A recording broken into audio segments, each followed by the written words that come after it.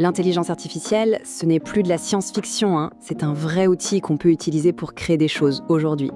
Dans cette analyse, on va voir un plan d'action très simple, pas juste pour comprendre l'IA, mais pour s'en servir et construire quelque chose de concret. C'est parti! Et cette phrase, elle résume tout, en fait. Pendant que le modèle classique, c'est encore d'échanger des heures de travail contre un salaire, une toute nouvelle porte s'ouvre. Utiliser l'IA non pas comme un gadget, mais comme un vrai partenaire pour bâtir des projets, des produits, l'opportunité est juste immense. On se sent vite dépassé, pas vrai? Et franchement, c'est normal. Chaque semaine, il y a un nouveau modèle, une nouvelle application. On a vite l'impression d'être à la traîne dans une course qui ne s'arrête jamais. Mais la bonne nouvelle, c'est que l'essentiel, il n'est pas là. La plupart de ces détails, c'est juste du bruit. Et c'est là que tout se joue. Il faut changer de perspective. Le but, ce n'est pas de maîtriser des langages de programmation super compliqués, non. Il s'agit de collaborer, de faire équipe avec un assistant incroyablement puissant. L'IA, ce n'est pas juste un Google amélioré, c'est un partenaire. Et la clé de tout bon partenariat, eh bien, c'est la communication. Ok, alors, on entre dans le concret. Avant même de parler d'outils ou de logiciels, tout commence par la base. Et la base, c'est deux choses. Adopter le bon état d'esprit et acquérir la compétence principale qui va avec. La différence, elle est vraiment énorme. L'objectif, ce n'est pas de se transformer en pro du code qui mémorise de la syntaxe. Non, le but, c'est de devenir un résolveur de problèmes. La question la plus importante devient « quel problème concret est-ce que je peux résoudre ?» En se focalisant sur la valeur qu'on peut apporter, on a déjà fait 90% du chemin. Et la bonne nouvelle, c'est que pour résoudre ces problèmes, pas besoin de savoir coder. La compétence essentielle, celle qui débloque absolument tout le reste, c'est de savoir communiquer, apprendre à donner des instructions claires, précises, ce qu'on appelle le prompting. C'est la clé pour obtenir des résultats qui sont vraiment exceptionnels.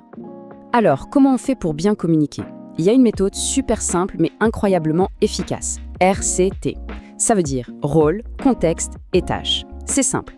D'abord, le rôle. On dit à l'IA qui elle doit être. Agit comme un expert en marketing. Ensuite, le contexte. On lui donne toutes les infos nécessaires. Et enfin, la tâche avec un verbe d'action clair. Rédige, analyse, crée. C'est comme lui donner un GPS. Et là, on voit tout de suite la différence, c'est le jour et la nuit. Un prompt amateur va donner une réponse fade, générique, sans grand intérêt.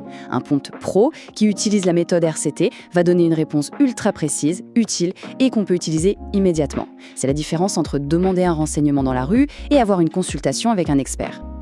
Bon, maintenant qu'on a la bonne mentalité et la bonne méthode de communication, on passe à la pratique. Comment on commence à construire quelque chose, concrètement ? L'idée, ce n'est surtout pas d'essayer de construire la tour Eiffel dès le premier jour, hein. Les sources sont claires là-dessus, il faut commencer avec ce qu'on peut appeler des briques Lego. Ce sont des petits projets, des modules tout simples qu'on apprend à maîtriser un par un, tranquillement. Le but de ce tout premier projet, c'est de créer ce qu'on appelle un bloc.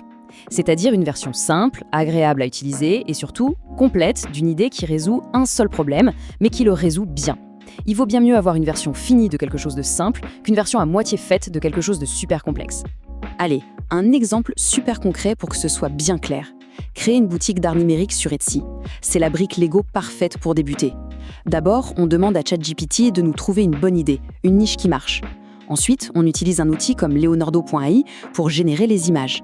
Un petit tour sur Etsy pour vérifier qu'il y a bien des gens qui achètent ce style et hop, on met les fichiers en vente. Et attention, on ne parle pas de petites sommes, le potentiel est bien là. Une des sources à analyser, une boutique de ce type qui a fait 24 000 $ en moins d'un an, sans aucune compétence de départ en dessin ou en graphisme, juste en comprenant comment utiliser les bons outils pour répondre à une demande qui existe déjà. Ok, une fois qu'on maîtrise ces petites briques Lego, qu'est-ce qu'on fait ? Eh bien, on commence à les assembler pour construire des choses plus grandes, plus ambitieuses. On passe des petites tâches uniques à la création de vrais systèmes qui tournent tout seuls. Et c'est là qu'on arrive au niveau supérieur, les agents IA. Il faut voir ça comme un employé digital, un assistant qui bosse pour vous 24 heures sur 24.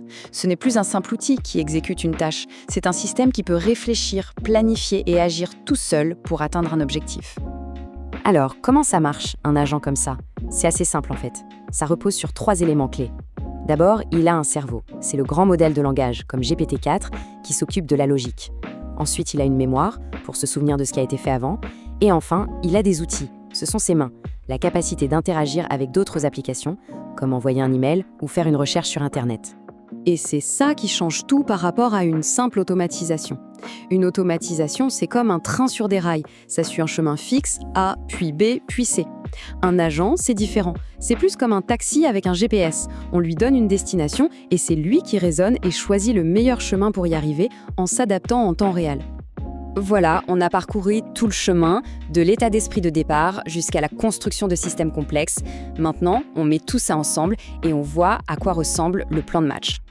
Alors concrètement, voilà le parcours, étape par étape. Tout commence maintenant, en adoptant cette mentalité de résolveur de problèmes. Juste après, on s'entraîne à bien communiquer avec l'IA via la méthode RCT.